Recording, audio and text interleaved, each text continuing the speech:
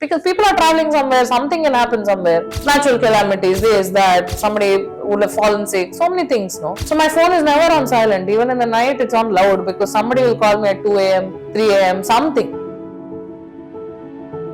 I always had the choice to do whatever I wanted to do.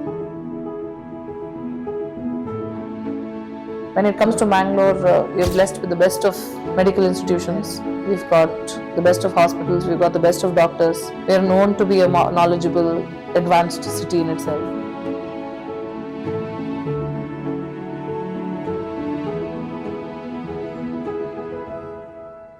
Hello, Ms. Vatika. Hello, ma'am.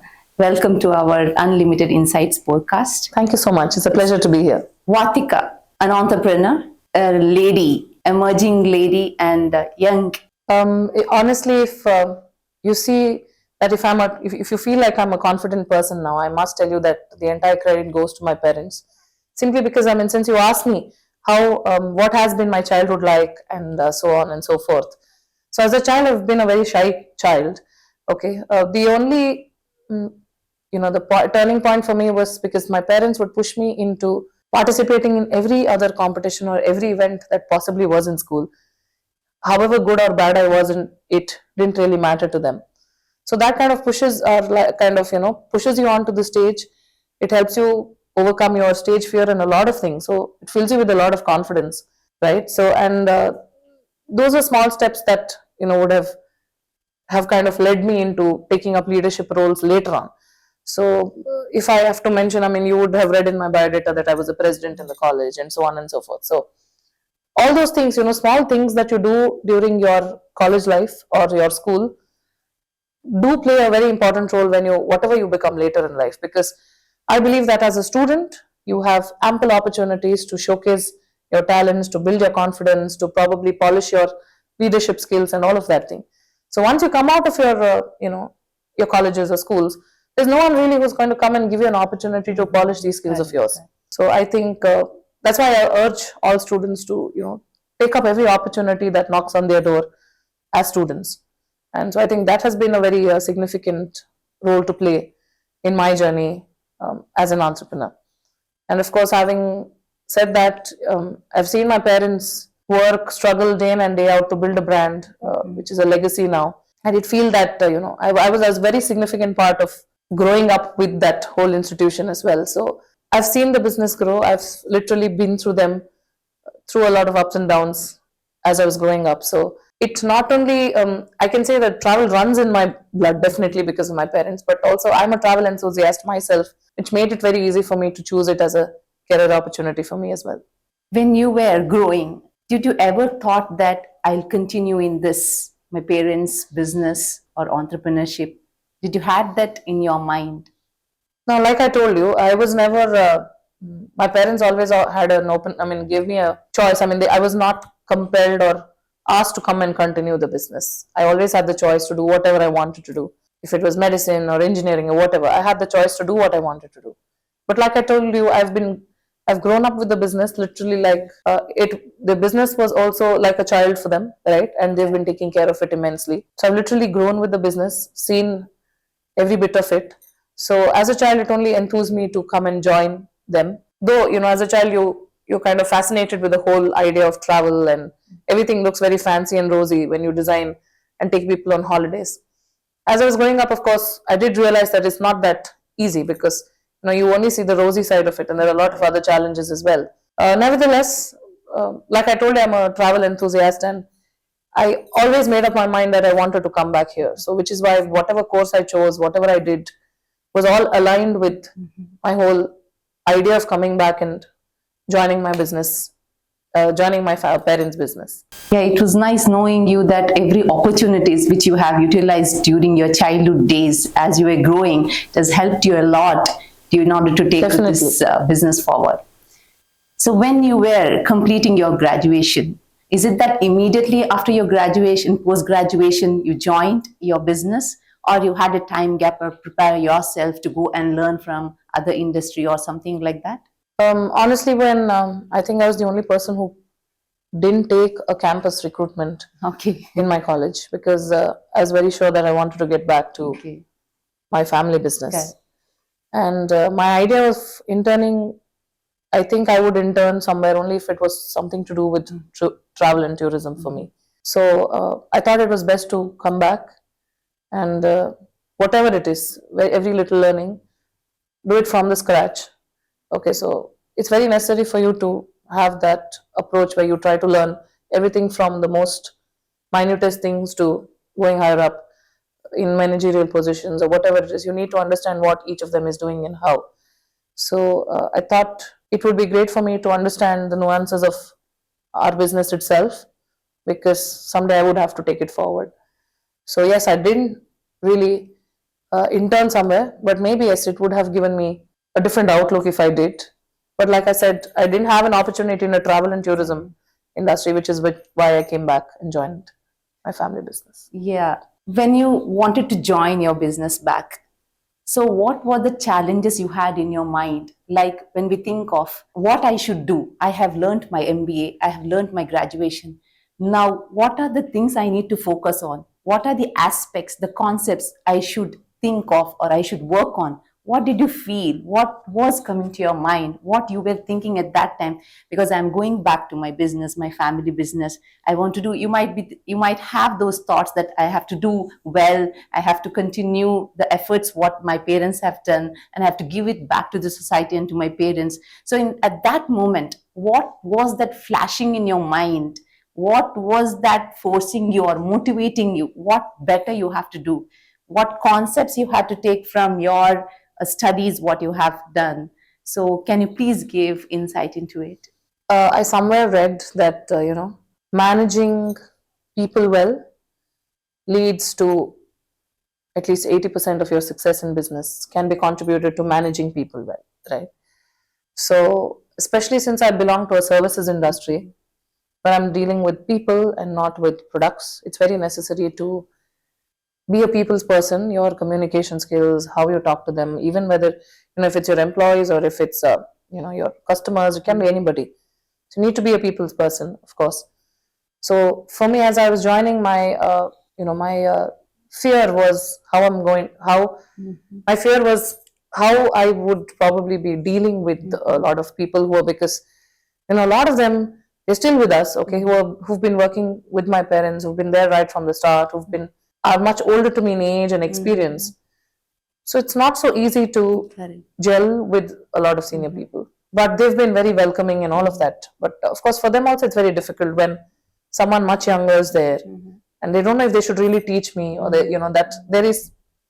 it's necessary to break that ice, because they don't know if they should really open up to me. They don't know if I'll be a nice colleague to work with, or maybe a future boss to work with. So they'll also have their own apprehensions and inhibitions. So it's definitely not easy for both of us, right? But I think somewhere down the line, that ice breaking does happen, and then we're all a good team finally. For me, that was the only, not fear, but I thought would be an obstacle, because managing or being with a lot of people is not easy. But nevertheless, everybody has been very supportive in my journey as well. And having said that, what is the second question? The concepts which you have learned. Oh yeah. So see, a lot of things what you learn and what you practically use are very, very different. Okay, but of course, your studies will give you a different perspective towards a lot of things, and you can use them wherever necessary.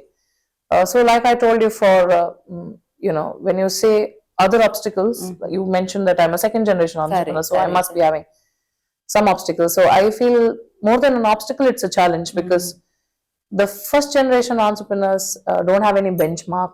Whatever they do becomes the benchmark, or becomes the standard for the rest of them to follow. But when you're a second and a third generation entrepreneur, you always have a benchmark to meet, right? You have to at least perform as much or do better than that. So that level of expectation is very high from the next generations. And also now, because we're equipped with technology, we have so many other things that are very advantageous for our generation. Of course, the kind of expectation will always be higher. So that's always there, which is still there. Kind of, they will compare to see, understand, is it the same as the previous generations, or has it gotten better, or all of that. So that sort of sword of expectation is always hanging above your head, um, because you always have to fill in the shoes of your parents and your predecessors. But nevertheless, I think that's the beauty of entrepreneurship, and that's the beauty of family businesses. And it is for us to take it as a challenge. It is for us to, put in our best and try to fill in their shoes as much as we can. That's nice to hear. When it comes to the decision making, the first day you are into your business, you went to your office, you resumed. And then what did you do on your first day? What was the decision you had taken either first day or that week? See, like I told you, even my parents would expect the same from me, or rather, they would put me through the same drill where I'm asked to learn every little nuance every little process that we do at our workplace, right? So, at least the first 2-3 years or so, I don't think I did anything. What do you say? Something that was groundbreaking, or I didn't do something that would have a very big impact on the business, because I was still in the learning process. And everybody was like a teacher to me. Everybody has to teach me what has to be done and how it has to be done. So at least, the first 3 or 4 years of being in business is it's a learning process. So, like I said, not a lot of major decisions that maybe I would have taken, because I would also gauge the pros and cons and see what has to be done. But eventually, of course, you learn and you understand how it functions, and then you're able to do. And like I said, it's not easy for somebody to teach a second generation entrepreneur as well. So they'll also have their own, what do you say? Their outlook towards a next gen also will be very different. So a lot of things I had to learn on my own. A lot of things had to be taught to me. So there isn't like a first day decision that I would have taken. Whatever I would have taken would be only after a lot of learning and a lot of grasping and understanding how things work, and how even the tiniest decision of yours can affect a lot of people and a lot of things. Right? When it came to recruiting, where you were the part of recruitment when you resumed your position there, how it went on?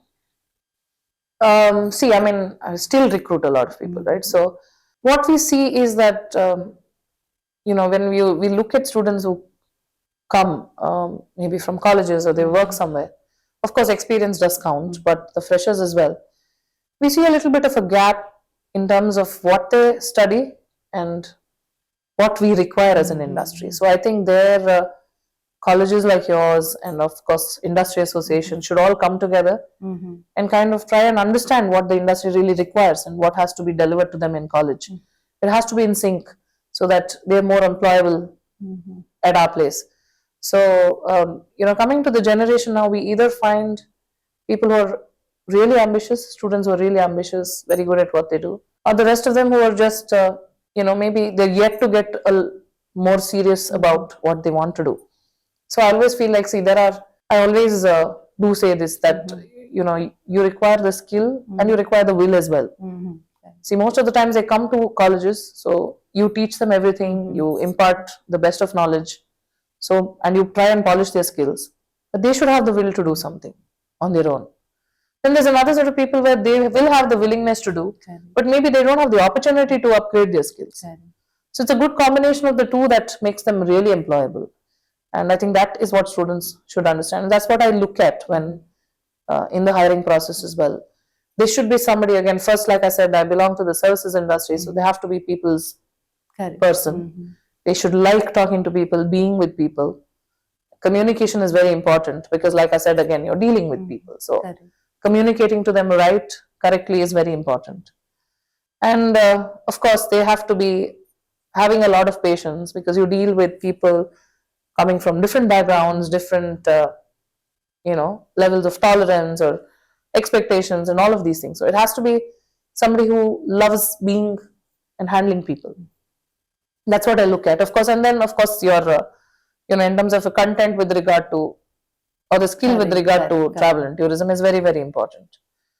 So that's what we look at. And most of the time, it is really difficult to get. It's not so easy. I don't know where that gap is. And I think we should all try and understand how to bridge the same. But it's a wonderful field, and the ones that really come with a lot of passion for travel really do, contribute a lot to our organization, and that's very important for them to have. They should have passion to travel. They should have passion for newer places, passion to meet people, passion to work towards, promoting these places of real importance in terms of tourism, right? What is that one skill you found lacking in majority of the students who might have come for recruitment, or who might have you interacted with when you had sessions or guest talks with the students? What is that one skill, which you found was lacking? I think the skill to communicate, communication skills, in the sense that, say, I'm not saying that they have to be great in English or great in something. It can be any language, but it's necessary to communicate right, communicate correctly. So somewhere those kinds of, soft skills or communication skills are something that's lacking. And because with that comes a lot of confidence, and it makes them more employable at workplaces. And otherwise, like I said, there is, of course, an imbalance between what we want and what is taught. So that's a separate topic in itself that Correct. I think organizations should sit together and try and bridge that gap. Correct. But otherwise, most of the time, if they're confident in communicating, then we also have confidence that, at least for our field, we're confident enough that we can absorb them there. So I think that is something that's very, very important. And students don't take it very seriously. That, they feel like, okay, your marks are great. Your progress cards show fantastic marks. You may be 80-90%. You would have scored in your exams. But if you're asked to communicate what you've learned, then you know that it's difficult for them, because they would have only read and produced whatever has come. Correct. But for services industries, it's very important to be good at your communication skills. And of course, another thing, I wouldn't say lacking, because it's not something that I see commonly across all students, but commitment to doing things. Okay, the dedication that you have to do your work right. Correct. Sometimes they tend to take things very lightly, but it's very important to be very committed and dedicated to your work. It's very necessary to understand that hard work is what pays off at the end of the day. Or maybe now, or at least smart work, work smart. Correct. But give it your best. You do what you can do best. Okay. So it's very necessary for them to understand that companies are looking at commitment, are looking at, see, for me, even attention to minute details. Okay. For me, it's very, very important. Even like, say, a wrong flight number, even a single alphabet missing in the name. All these things matter so much. I'm saying a very small example. So these things matter a lot. So it's necessary for them to understand they need to pay attention to every detail. That's only when you get perfect at what you do. Correct. Ma'am, you already had Nirmala Travels. Then you started with Vatika International Travels. What was that gap you found in order to come up with the new brand name? And why you wanted to start this Vatika International Travels? No, see, Nirmala Travels per se, we are wholly into coach tours, domestic coach tours. So there's a time when, when this whole IT boom happened, a lot of people, the professions changed, a lot of things happened. So people don't really have the time to join a scheduled departure. Neither do they have the time to give 10, 15 a week's time on travel. So people start coming up with requirements like, I want to do a 3-day tour. I want to do a tour at my own leisure. I want a different class of hotels, or I want to do it on a different date. So of course, so then we saw that there's a lot of potential to customize holidays. You can't expect everybody to join a coach tour or your departure, scheduled departure. So a lot of requirements, people started having people were more aware, customers are more aware of what is there to see, what's there to explore. People want to do it differently. And somewhere people also became less social. They didn't want to be a part of a bigger group, but also because their schedule is so tight, they're all working so hard rest of the days. So they want an exclusive getaway with their families. So So we saw a lot of demand for customizing holidays, which is why we started this. And we also wanted to venture into a lot of international holidays. So we do a lot of groups under this banner. And I always say you point anywhere on the world map and we take you there. So we wanted to customize to that extent. And like I said, people are very aware of what they want and how they want to have a holiday. They come already with a lot of expectations, with already a lot of requirements, and it won't match with everybody, right? So your requirements will be very different from what I want to do on a holiday. So we saw that there is growing demand for customizing vacations, which is why we started the other branch. Now, the decision making, the strategies which you take in Nirmala Travels as well as Vatika International Travels will be entirely different. How do you manage the leadership there and here, and decision making there, here? How you're managing it? Now, see, at the end of the day, it's the same industry, just that the difference would be, see, for us in Nirmala Travels, it all will be about volume, it'll be about numbers, it'll be about reaching a break even when you want to confirm a departure. In Vatika, it's all about a lot of, like I said, customization. It's a lot of hand-holding the customer. It's a lot of interaction with them. It's a lot of planning. Planning with them. Like, you know, you literally, it's almost like you go on a holiday with them. You are with them 24/7. So there's very slight differences between the two. But per se, see, a lot of decisions and other things for us, a lot of things affect the tourism industry directly or indirectly. The smallest thing happens somewhere, we're the first ones to be hit and we're the last ones to recover as an industry. Say now we had the war scenario, or we had the LPG crisis. So for everything, you've seen the hotels would have hiked their prices, you would have seen the LPG shortage. So that does affect travel as well, isn't it? Because all our hotels also would have increased prices, and availability also would be a challenge. So these kind of challenges are common across for both the firms, and decision also will be similar. But otherwise, it's only about the outlook of the customer, because in Nirmala, it's all about group tours and going together, and it's a lot of pre-planning is already done. So it's all about execution. Here, it takes a lot more effort in terms of planning and deciding, and closing on a deal. So otherwise, I don't see much of a difference in terms of maybe here in the international portion, because a lot of airlines, a lot of foreign airlines are involved, a lot of dealing with a lot of foreign vendors and DMCs are involved. So that's also there. Here it's mostly in-house. Everything is here because we've done this for the last 5 decades plus.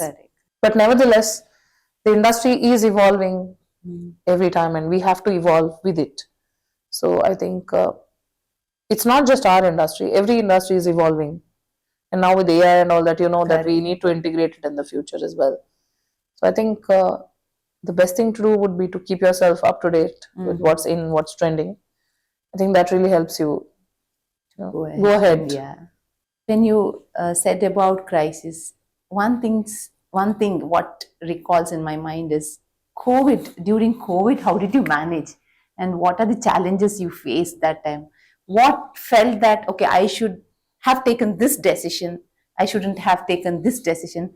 Whether you have come across like this either during COVID or during these during years? COVID, because we had a team up. My parents are also very actively in business. But then, of course, it was a challenge. You know how everything came to a standstill for all businesses, and particularly for tourism. Because like I told you, we were the last ones to recover. Because tourism is not a necessity. It's not an everyday requirement. It's a luxury. So if you don't want to go today, you can always go some other day. You don't have to go on a holiday right away. Right? Unless it's for work, which is not a very big number. So it was a very big challenge, or rather I must say it was a very challenge. There were two years were very, very challenging because nobody was literally traveling, right? Yeah. But we did try and see opportunity wherever we could, in whatever which way. But it was a very big challenge because, it was difficult to hold on to such a big team size. It was difficult to hold on to, like we've got offices in other cities. So it's very difficult to maintain those offices for such a long time. 2 years is a long time. and whether it's the salary payout, whether it's keeping the team. So we've lost a lot of good people. We've gained a lot of good people. So all that has happened. But I think it's once in a lifetime sort of a situation, and we did okay. But the good thing is that when it recovered with a bang. It was like revenge tourism came with double the force when it actually recovered. So that's a good thing. But like I said, these things keep happening. See, last year we had after the Kashmir issue, we had that entire sector was down for us. This year we've got the war, we've got LPG crisis, we've got all of these things. So all these things do affect the industry, but it is necessary for you to stay strong and see opportunity wherever you can. And especially in COVID, like since you particularly asked about it, it was necessary for us to scale down to keep our expenses at the most minimal levels, which is why I said it's difficult to hold on to a team like that. But I'm thankful to the ones who stayed with us. And a lot of them did stay, and a lot of them are still a part of the team. But it was difficult times for everybody, and I hope and pray that we don't see such situations in the future. Now, building trust among employees. Now, you said few of them stayed with you. Now, a lot of them actually. How did you develop the trust, and how that employees? What did you say? What the statement which you made? A lot of them stayed. It didn't happen anywhere else. Most of the industry people just either have been terminated or they left the industry thinking that we cannot come back or we will not get what we were drawing or getting the benefits, everything. So here, what is that you gained within the employees? How did you develop that? No, see, I think one thing is that my parents and for the last so many years have taken care of employees like their own family members, and that bond is very, very strong. Okay, which is also one of the things that's lacking in these generations. Okay, the earlier generations, like I said, that commitment, dedication to your institution is so strong that you want to stick with them for longer. Nowadays, we see that lacking in the current generation. They just switch jobs as and when they want, as and when they please. Now, I'm not saying that you should stay there if you don't have an opportunity, but the team really stayed because I'm sure they valued what we've given them in the past. So they've been taken very well care of, very well, and we directly or indirectly employ so many people, and so, taking care of the livelihood of so many people. So I think they did stand by us when we needed them the most. So I think it's of course, not just the monetary benefit, but also the kind of bonding that they shared with the whole team that kept them going. And everybody was equally geared up to come back and work harder to build it back into what it was. So that matters the most for us. Managing people is the most important task. If you manage people well, 80% of your job is done. Processes will happen, everything will take place, but it's the people who have to do it. No? So if you manage them well, everything falls in place. So human resource management is very, very important across all companies. I mean, I think even for you as an institute, only if you keep them happy, only if you manage them well, then you will be able to get them to deliver what you want to do. My phone is always on loud. I mean, see, when I come here also, my mind will be like, okay, because people are traveling somewhere, something can happen somewhere, natural calamities, this, that, somebody would have fallen sick, so many things, no? So my phone is never on silent. Even in the night, it's on loud because somebody will call me at 2 a.m., 3 a.m., something. Some crisis management. Somebody would have missed a flight. Somebody would just not know. They'll call me, where is the gate? I'm like, what? I get calls at 3 a.m., where is the gate? I'm like, hello, you read it, it's authentic. No, I don't know where the gate is. Or they would have missed a flight. Or they'll say, I reached, but I didn't find the driver. Or they would not get network. So they won't know how to call. So all of this, somewhere, I mean, of course, I have a team, not everybody doesn't call me, but I have my own set of clients who will want to talk only to me. They'll not talk to anybody else. So for that, it's always on loud. I'll never switch off or silent my phone. So for me, holiday means I'll think twice. If I go on holiday, this fellow will be traveling on this date. So, I have to sync my vacation with that. When you see the tourism industry it looks fun, no? It looks like, wow, super. You just send people and all that. So That's what I said. It's literally like you're traveling with them because correct. you have to keep a tab on. Always on your toe. Yeah, because group tours, somebody passed away because of a heart attack. So obviously, the whole group is affected, and his family has to come. They have to take the body back. Rest of them have to go. So so many things you never know. No, something can happen somewhere. So many things happen. Some accident happened. Something happened. Lot of things, and like to deal with the drivers, conductors. See, they are a different mentality. They are not the educated class, no. So dealing with them also is different. And that's why it's more difficult as a woman because they will not, some female is telling me what I should listen. It's like that. So it's difficult. It's not always you say women are empowered and all that. There is still a lot of empowerment to do. It's not like everything is ready and everything is nice.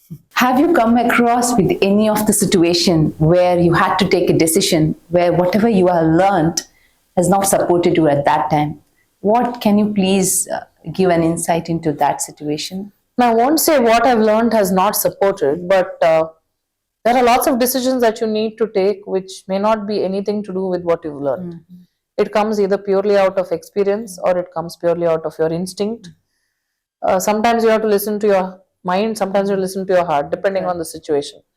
Sometimes you need to have empathy for people and you need to take a decision accordingly. Sometimes you need to be very practical about the situation and, see what works best for the team. So I won't say that studies won't help. What I mean is, a lot of times, a lot of decisions are very situational.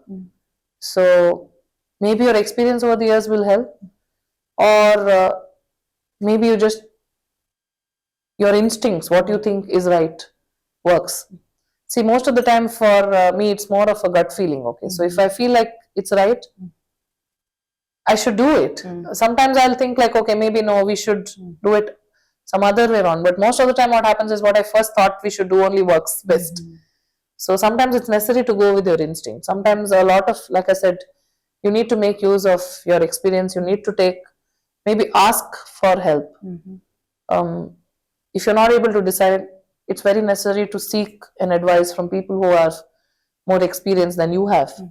And that makes the decision making easy. But like I said, it's not always about the studies. No? So it's about... Can you please highlight one incident, one particular, if you feel like highlighting it? If you remember, the Kedarnath floods happened. So people were stuck there for over a week or so. Okay. And see, those are situations where you can't see how much you're spending, what you're spending. Okay, you can't think about economics, you can't think about your expenditure. These are things that, purely it's about bringing your tourists safely back home because they've trusted you with their travel. It is your job to bring them back home safely. So they're in such conditions which are beyond our control. You can't really think about, that I'm going to spend this much money or it's going to cost me this much to get them back. It's not about it. It's about being human at the end of it, right? It's about helping all of them to come back safely. So see what kind of business, nothing in your studies, I mean, if you can't really think about what it has taught you, it's about the person that you are. If you really want them to come back safely or help them to come back safely, you can. At the same time, anybody else can also lift their hands and say, no, you see how you want to come back. So there are small situations like this. Not small, I mean, this was not a small situation, but there are lots of situations like that where you have to sometimes use your mind, sometimes you have to go by what your heart says. Because like I said, again, we are dealing with human beings. Correct. As you have joined your business at a very young age, what advice you would like to give the youngsters of today in order to build the professional capability and credibility at a very young age? No, see, like I said, this generation is very fortunate that they have every opportunity that they can grab. Okay, if they want to do something, I think there is, whatever field it may be, whatever specialization it may be, I think we have so many choices and opportunities now. So if you have some goal in mind, you want to do something, I'm sure there will be a course that will help you gain the necessary skills, right? Get the necessary skills. So one is to choose the right course that you think, I mean, one is to plan well. It's necessary to plan well in advance. Now, you want to become a doctor, then of course you know what you have to do. So similarly, whatever it is that you want to become later in life, it's necessary to understand what your goal is, or it's necessary for you to chalk out what you want to do, and accordingly choose the necessary the courses that will help you build your skills. Other than that, when you say, when it comes to entrepreneurship, see, you can't, somebody may be very happy with being employed somewhere, somebody may be happy being an entrepreneur, somebody may want to work for a while and become an entrepreneur later. So the choice is fully yours. But my advice would be to do what makes you happy. See, at the end of the day, it's your happiness, your satisfaction in what you do that's very important. Good. You can't do something just because somebody is asking you to do something. Because you may last only for a short while and then you start building the frustration, or you will not be able to give your 100%. So it's necessary to choose a course or a profession or a career that makes you happy. And when it comes to family businesses, we see a lot of family businesses are shutting down, no longer continuing, because the children don't want to continue it. They don't have a heir to the business, because the children would have gone abroad or gone to other cities. See, we need to understand that employability or getting a job, employment is going to be a very big challenge in the days to come. Okay. So if you have a thriving business in the family, or if you have a business which you think you can scale, I would really suggest you go and join your parents, because you will have the skill, you will have the knowledge, you'll have everything. They just need you to help them to scale up. You need to see the opportunity. And of course, if it's not a thriving, if you don't see an opportunity, then of course you can maybe start your own. But if there is a set business, if you think your skills will help scale it up, there's nothing like joining them. And there's nothing like being an entrepreneur.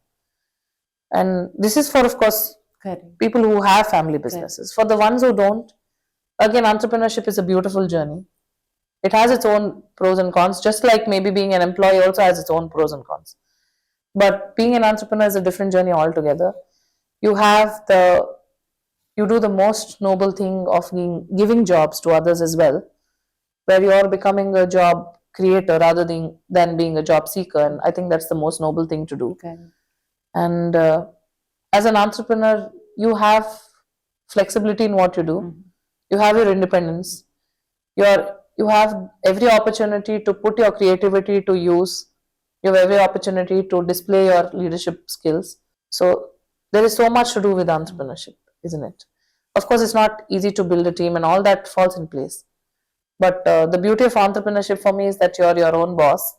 So you have every independence to do or to shape your business the way you want to. And I think it's a beautiful journey. And for the ones who are getting into startups and all of those things, it's wonderful. I think you should seek the right kind of mentorship.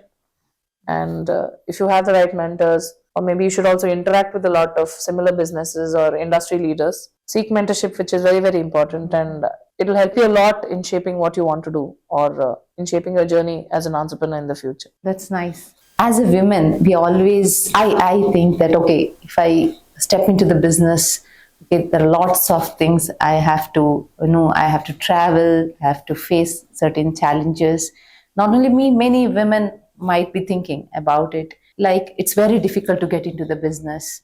Okay, if I get into, how will I take it forward? So what is your advice to all the female who wants to get into this entrepreneurship? No, see, when it comes to entrepreneurship, there's no male or female about it, okay? Whether you're a man or a woman, you have to do the same things when you're an entrepreneur. Of course, for us as women, a lot of other things come into place, because, you have to take care of your house, your children. And most of the time, that is what kind of discourages women from getting into business. But it's all about what you want to do. If you have a goal for yourself, I believe that everything else falls in place. If you want to do XYZ, if you want to start a business, if you want to do it, you will some way make time. It's only about taking that first step. Then everything else falls in place. It's only about saying, okay, let me do it. Correct. Everything else automatically falls into place.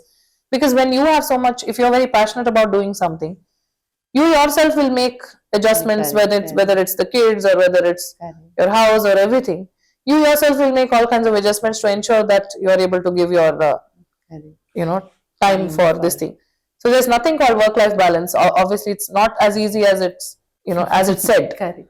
Okay, it's not always easy that you'll have a perfect work. There's nothing called a perfect work-life balance, but we can try our best to manage time, to do everything. So that's the beauty of entrepreneurship, where you don't have a set schedule.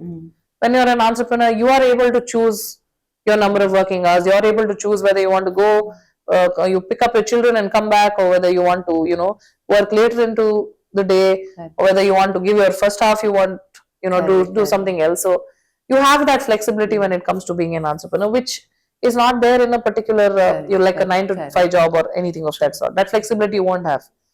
So, like I said, if you're very, very passionate about something, if you have a goal in mind, if you're focused or motivated to do something, I think you should take it up, and everything really, the universe will conspire to put everything in place for you. It's all about taking that first step.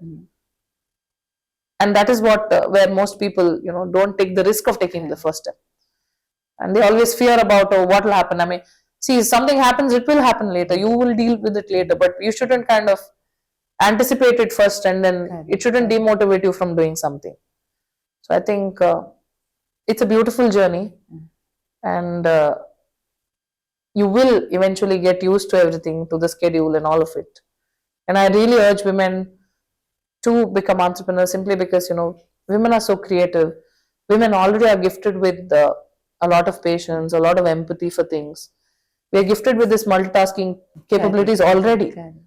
So you'll only do it more in your business. You will continue to multitask. And I think we have that innate quality already to do a lot of things, juggle a lot of things at the same time. So I think it's a beautiful journey, and I urge all entrepreneurs, including you, to take it up. Correct. Thank you so much for motivating all of us, including me. So that gives us a courage when we see you. You have, it's been 15 years you are in this journey, and so much confident that, and you are motivating others too, that now I feel like, okay, I can do it. I'm glad if that has motivated you in some way. Vatika, madam has done it. Why not Shareena can't do it? That's nice, beautiful. And if I have to ask you, now today, if you had to start some new business, what would it be? I would maybe still start a travel business, if you were to ask me. Correct. It was in your blood. I would still maybe start something, maybe. And that will be newer avenues for me to start even now. So things that we're maybe not doing somewhere, I can still look at starting it somewhere later. But otherwise, I'm not really thought of what I would get into. But anything in a creative field, I think. Or I don't know about business, but if I could really give my time and effort, it would be maybe into music, because I'm very passionate about music as well. Okay. So it would be music, dance, like I said, anything to do with creative fields is something I would want to do. Ma'am, if it was not Nirmala Travels, if it wasn't Vatika International Travels, in which business you would have been diversified into or get into? I would say, as a profession, I think I'm anything in the creative fields, maybe. Maybe it could be art or music, because I'm very inclined to it, dance, art or music. Or it could be something into maybe designing, maybe it could be like, decor, or maybe beauty and aesthetics, makeup, something like that. Something very feminine that, is something that, and I think it's a big business too, right, nowadays. There's a lot of opportunity for design and decor and aesthetics and all of these things. Or the other thing would be something maybe in an eco-friendly sort of a space. And or maybe something to do with the tourism itself indirectly.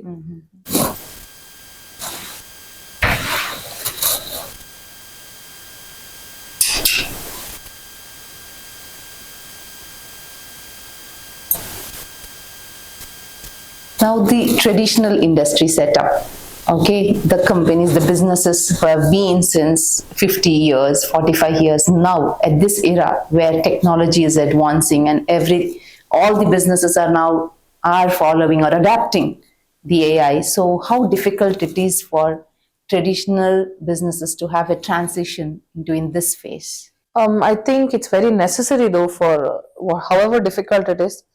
I think it is necessary for businesses to adapt to changes. See, for example, when simple things, okay, when computers came, you saw so much of resentment. People were so used to the typewriters that for basic Correct. things and other processes, it was very difficult to move on to the computers.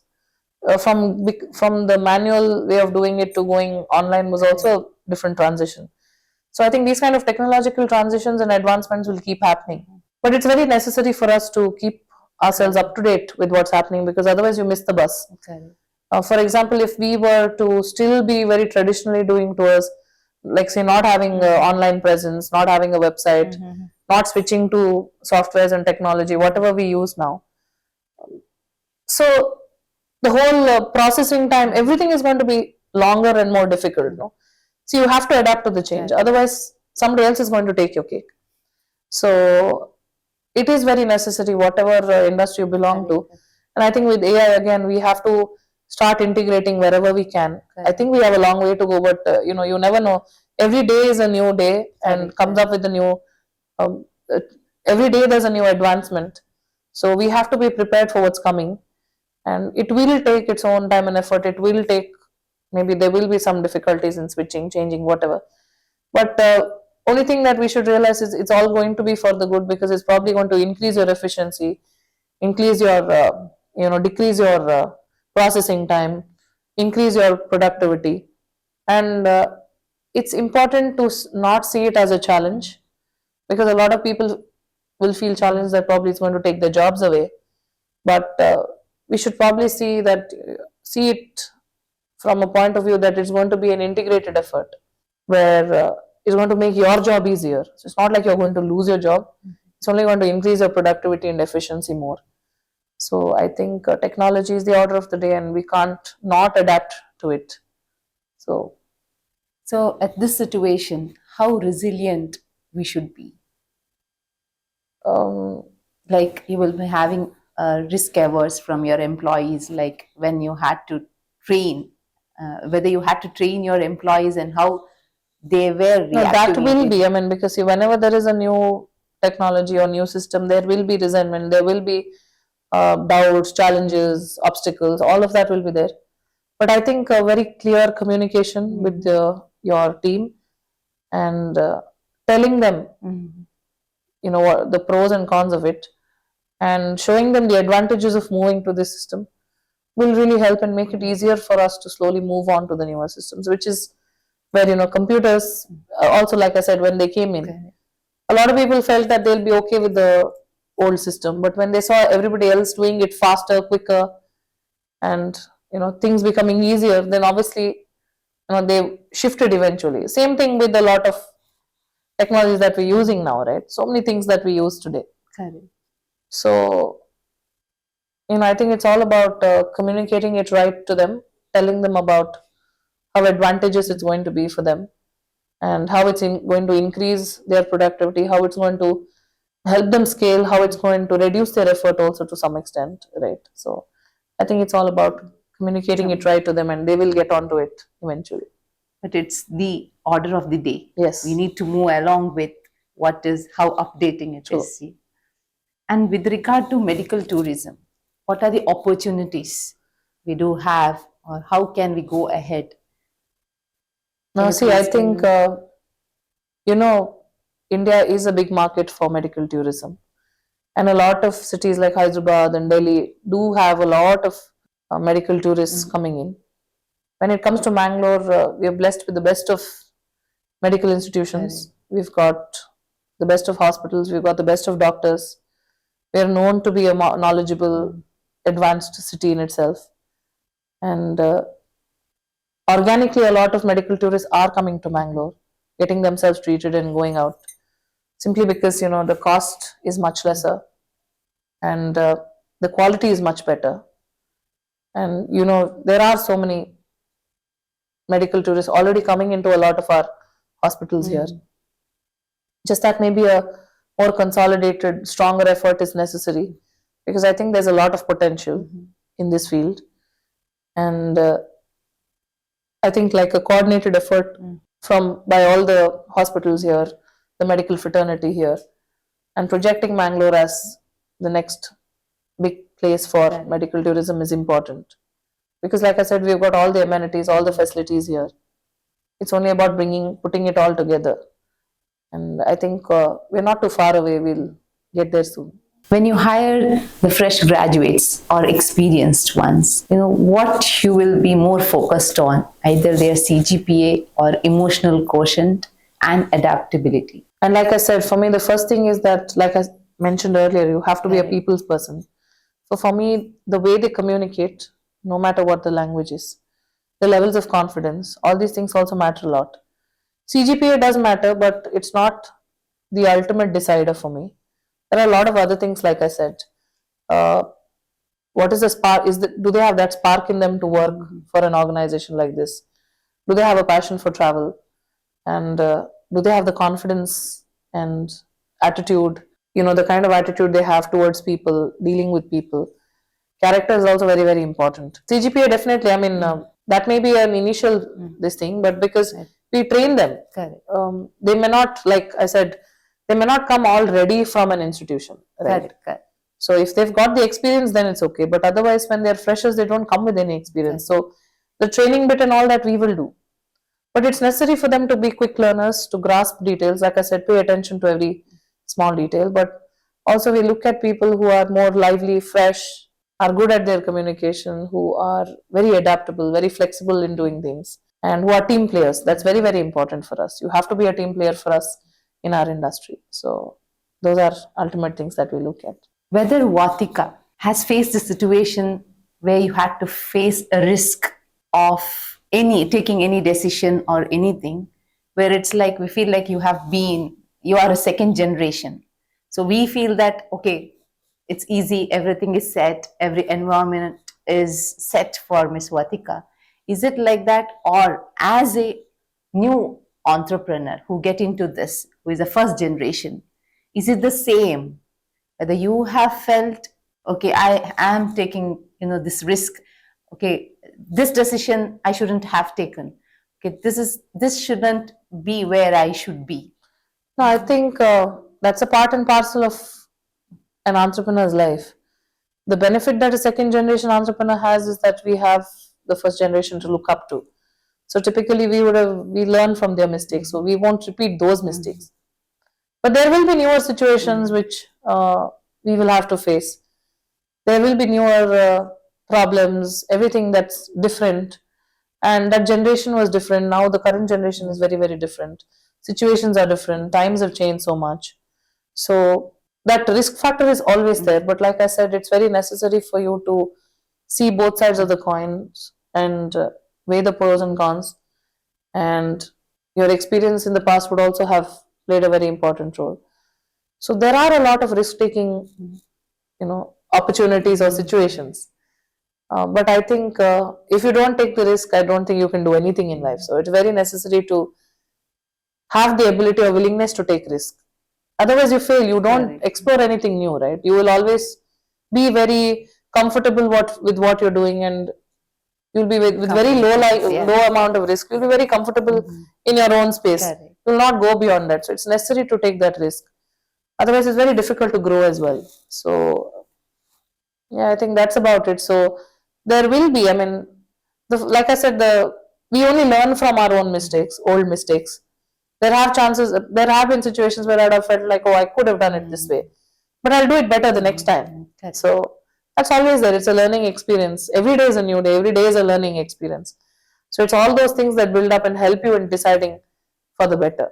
So I think that's the art of the day. It's a part of every entrepreneur's journey. So having the goal, determination to do it, taking the risks should be there in every individual if anybody wants to get into the entrepreneurial world. Yeah, absolutely. I think that's very, very important. If within 1 minute if you want to give a message to all the youngsters, whoever is watching this podcast, what would be the message from Miss Vatika? Um, I think you have to stay motivated. You have to, of course, have a goal, and you have to be very, very focused at it. It is necessary for you to be consistent in what you do. See, whether it's your studies, whether it's a job, whether it's being an entrepreneur, consistency is the key. You will see a lot of ups and downs in your day-to-day lives and what you do, but staying consistent is what takes you far. And it's necessary to keep your focus because, see, as youngsters, you have a lot of distractions. It's not easy to keep your focus, but it is very necessary to have that singular goal and work towards it. And don't look for outside motivations. It's necessary that motivation should come from within. And you know like I said, do what makes you happy and what keeps you satisfied. And a lot of things, like I said, will happen. You cannot always be, because this generation, I see, they get very disheartened at the smallest of things. Okay. Correct. So it's necessary to be a little flexible. Sometimes everything doesn't go the way we want it to go, but you can always make it happen through some other way. So I say, if plan A is not working, you should have a plan B. And but of course, your ultimate goal has to be the same, and you have to work really hard at it. There's no shortcut for hard work at all. It may be a cliched statement, but there is no shortcut. Hard work is very, very important. And if you have a business idea, seek mentorship, seek help from your professors, seek help from industry experts. See what is the requirement in the society now, see what is lacking, try to fill that gap, and seek. Most of the time what happens is we don't ask for help. Correct. So it's necessary to ask, and everything else will fall in place. There will be people who will want to help you. I think you should reach out to industry experts and associations who will be there to always help you. Most importantly, network with the right kind of people. Network with leaders, network with people who've done something in their lives. It really, really helps you understand their business practices, and it really motivates and inspires you to do better.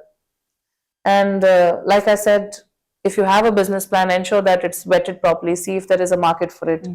Do all that bit. And if everything is in place, I don't think you should really worry about what people are going to see or talk. Because at the end of it, it's your life. You do what makes you happy. You do what you think is right. And like I said, you should have the skill, you should have the will, but it also should come with character as well. Honesty, your attitude towards your life, your commitment and dedication to what you do is very, very important. And like I said, at the end of the day, we all want to be happy in what we do. So do what makes you happy and do what will keep you satisfied and happier for a very long time. So that's about it. Thank you, ma'am. Thank you. Thank you so much, ma'am. It was great. Thank you so much. Sharing your experience. Thank you for the opportunity. It will be a great message for me as well as everyone. Why not I into entrepreneur world? Thank you so much. Thank you so much. Thank you so much. Thank you so much, ma'am. Thank you.